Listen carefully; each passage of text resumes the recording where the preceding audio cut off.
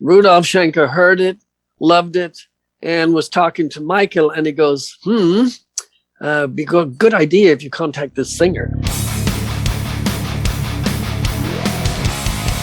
Hey, Robin, how's it going? Hey, man. How are you, sir? I'm doing all right. How you doing? I'm doing great. All right, so when I do these, I like to start at the beginning of you as a musician and then work our way up. So in your early years, who were some major influences of yours? From what I know, you're from Ireland, correct? Yes, indeed. So, of course, Thin Lizzy comes right out the gate, Rory Gallagher, of course, before that. I grew up in an era where we had like big show bands who would do all the cover music. I was part of all of that for a long time as a kid. I'd be playing in sort of dance halls that I really wasn't allowed into, but I was in there playing drums anyway. Oh, you were in as a drummer? Well, I'm a drummer. I'm not a singer, That was I sucked, but it's always been my wish. So I played drums for a bunch of years. I sucked, and then I started doing some background vocals, and people go, "You're a much better singer than you are a drummer, dude."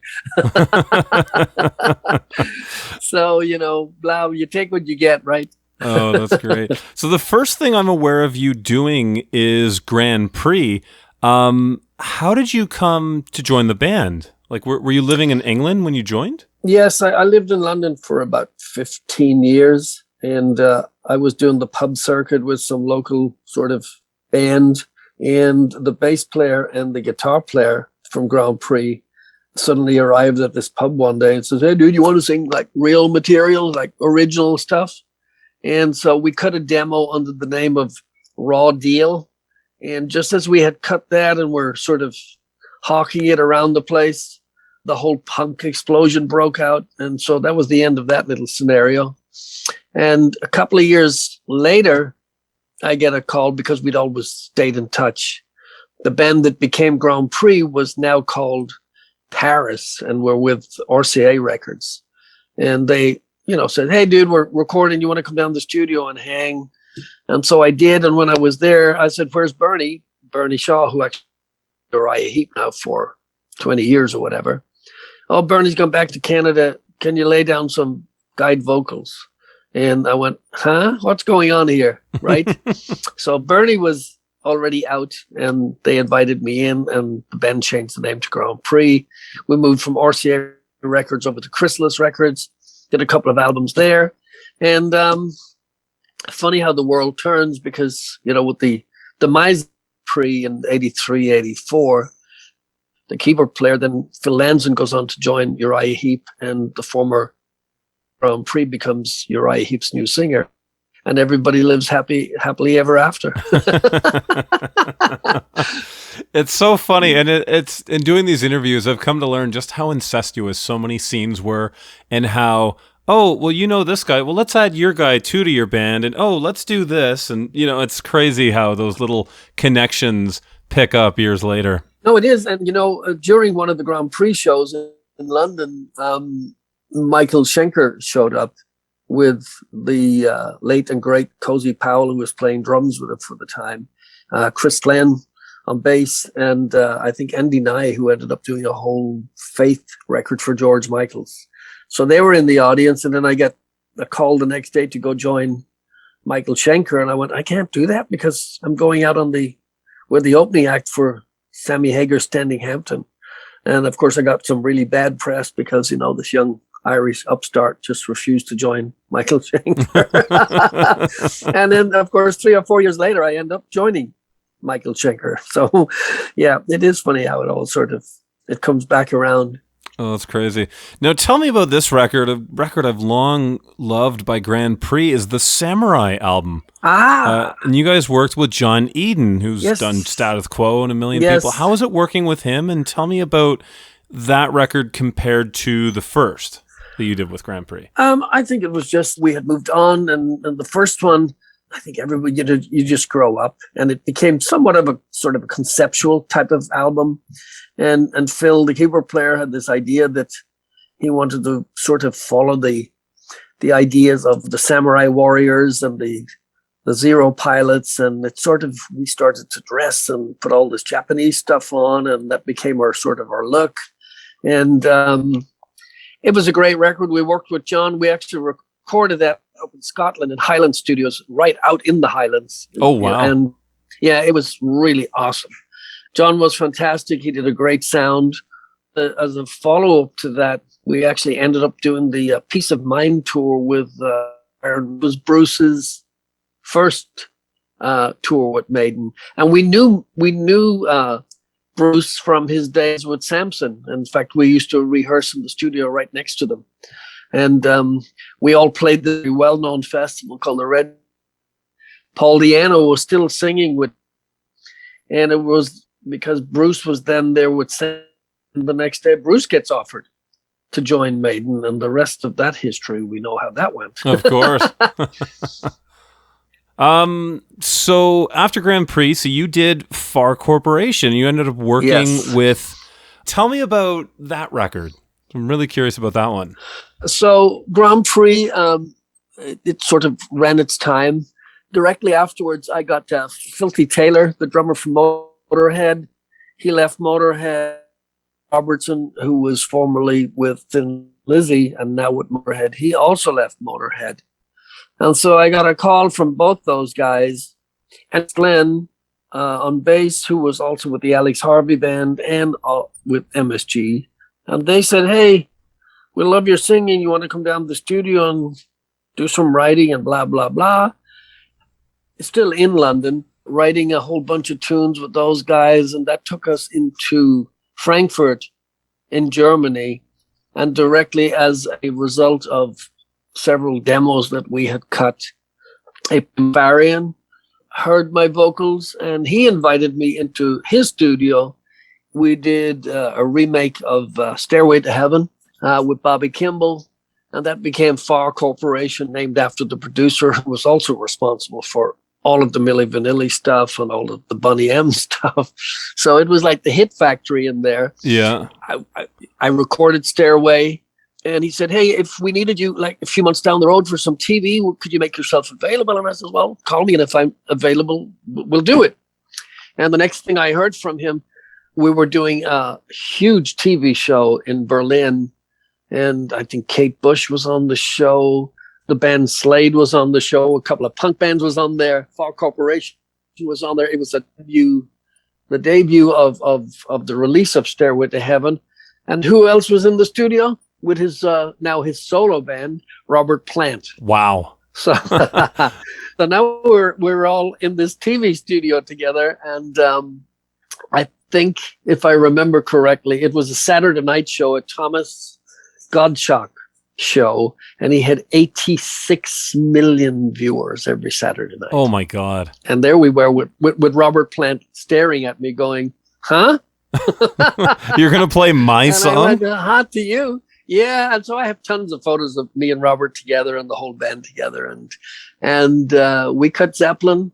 We cut the track, and it went on to sell over 2 million singles in the UK alone. Oh my God. You know, and we were bitching. We were going, you can't release this as a single. You know, it's like blasphemy. Well, so much for that. Yeah, it was a top 10 single in the UK, top 20, I think, across Europe.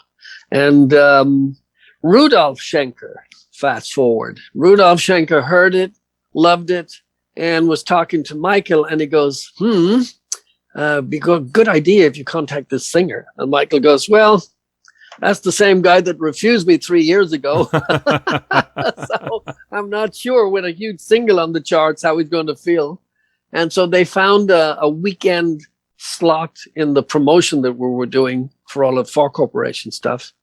And I ended up at Rudolph's studio in Hanover in the north of Germany. And I was the last of 17 singers. And Klaus was Paramount, Klaus Meine, Rudolph, the Scorpions management company, the yada yada. They said, no, this is the guy. This is the guy that's going to break into the MTV charts and the VH1 stuff in the US. And I'm going, no pressure. And that's what they wanted. They wanted sort of a singer that would write sort of commercial melodies and all of that sort of stuff. And we got the break that they were looking for. We got the Rush tours. We got the Whitesnake tours, the Def Leppard tours, and and the rest you know. Of course. I realize we're quickly running out of time. I want to ask you about, because I've interviewed Jim Peterick, and I'm a big Survivor fan. Oh, man, he's such a great songwriter. Oh, incredible. So tell me this now. So in the late 90s, you did a solo record with Frankie Sullivan and Kurt Cuomo, who I know him as being a songwriter with Kiss. But right. Yeah. So tell me about doing that solo record. Yeah, so, I get a call one day that John Kolodner, who was the head of A&R over at Geffen Records, the story went that he actually called Frankie Sullivan and said, hey, hit any Michael Schenker, you really need to write with this guy. And he could be the new singer from Survivor. We need some fresh stuff. Then the story thickened a little bit. Then I heard it was actually Ricky Phillips that got the call, not Frankie Sullivan. Ricky, of course, the bass player with Styx. And it was a little convoluted. I wasn't in the middle of anything other than I was hearing the stories. But anyway, I ended up writing with Kurt. And, the whole scene was changing with grunge and alternative music, and really no care what we had written for that solo record because it just didn't fit the mold. And so it kind of sat around for a long time, and then a Japanese label picked it up, and Frankie goes, hey, I just put it out as a solo record. So it was never written as a solo record, and Frankie had offered me the Survivor slot at that time, which I refused because, I make amends here with Jimmy Jamison, and he's the singer for Survivor. Dave was no longer there, and it took them a long time, and they sort of made it right for a little bit. And I ended up in with Survivor for about 6 years. I never did get the chance to write with Jim Peterick, and I would have loved that.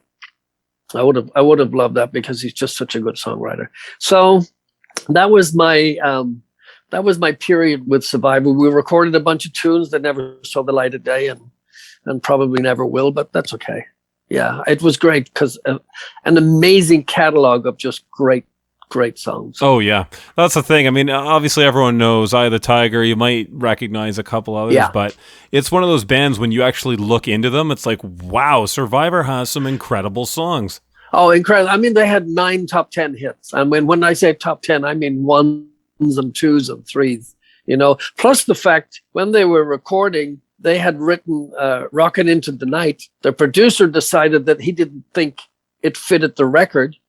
And so they went next door where 38 Special were recording and offered them the song. And it ended up number 1 for 16 weeks or something. Oh, my God. Well, I know Jim wrote half their hits, Caught Up in You. Yes, he did. And then followed Hang On Loosely was the next one from Jim. And it was like it was like ching, ching, ching, ching, ching, ching.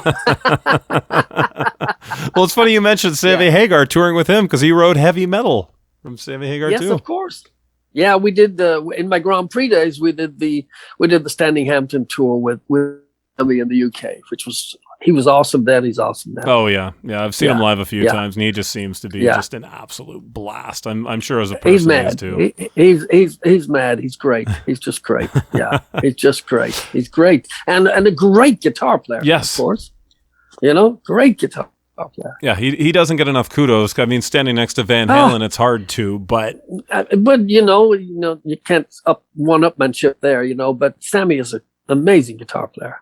Yeah, and it gets thicker because his keyboard player at that time, Jesse Harms, in the Sammy Hagar band, Jesse and I actually wrote "When I'm Gone" during the McAuley Schenker period because we had submitted the last studio record, and the A&R guys came and said, "Hey, we're not really hearing that big power ballad single," and they put me together with Jesse, and together with Jesse Harms, we wrote "When I'm Gone," which was like a huge hit at radio. Mm-hmm. So, oh, great tune. So it's very incestuous, this whole business, Yeah, it's always this person knows this person, and then they resurface 5 years over here. Right? Yeah, and their cat. Yeah. So you've got a new solo record, Alive, coming out on February 17th on Frontiers. And from as far as I can tell, you guys repeated like the same lineup, same everything from Standing on the Edge, which works for me because I really love that record. So Thank you. Thank you. This time, I mean, I guess really the only thing that's changed in a way would be this one feels a bit heavier, a bit more guitar driven. Would you agree with that? Yeah, that was the plan. The first one I was like a little sort of not sure if I actually wanted to do a solo record per se. And the label says, come on, do it. Just work with the guys that you've worked with in the past and we get a flavor of everything that you've kind of done. So that's where Standing on the Edge was at. Fast forward to Alive, working with Alessandro Del Vecchio again, I said, okay, so we need to give this a little kick up the butt and lock this down a little heavier with a modern production and good strong melodies. And that's the way we took it. And we stuck to the plan. And I'm really happy with it. We dropped the title track single and the response has been, I'm overwhelmed with it. It's great. The second single from Alive, Feel Like Hell, and great video, very different videos, like a mini movie. And then, of course, I think we will go with the power ballad, man. I think we're going to go with Can't Go On. Yeah, I'm blessed. I'm so happy. Oh, that's fantastic. No, I'm looking forward to that. Now, coming up, is there plans for another Black Swan album? Is there plans to do another solo album? I just heard on my recent travels that, hey, dude, I just heard that Serafino Perugino from the label was making a statement about how he's taken the label into all sorts of different new directions, and Black Swan was top of his list for record number 3. So I guess yes is the answer to that. I love that project, so I'm so looking forward to that. Same. I've really enjoyed the 2 albums. Like I figure between that and your 2 new solo albums, it's like you've come out swinging in the 2020s. That's for sure. I'm find myself in a good place. I'm enjoying it. I'm having a great time doing it, and I have no plans to change that. And this year, also, Frontiers are going to reintroduce their big rock festival that they were well known for year after year until the pandemic. So I'll be performing at that this year, and I'm hoping that we can extend those dates with the band and do more than just the festival that we want to do. So I'm really looking forward, and I think we'll probably incorporate some Black Swan stuff in there too, because Reb Beach and Jeff Filson, of course, together with their Wingers and White Snakes and Foreigner stuff. And of course, now Jeff is also in on the new Revolution Saints with Joel Hoekstra and Dean Castro. So they're busy boys. So I'm not sure we could ever get the same place at the same time, but we're going to try. Oh, that's fantastic. We're going to try. Well, Robin, I want to thank you so much for taking the time to do this. Oh, my pleasure, sir. I appreciate your time. Thank you, Brendan. Thank you so much. I'll leave you to it. Have a good one, and congrats on the new record. It's killer. Thank you. I appreciate it. All right. Bye now. Bye-bye. Bye-bye.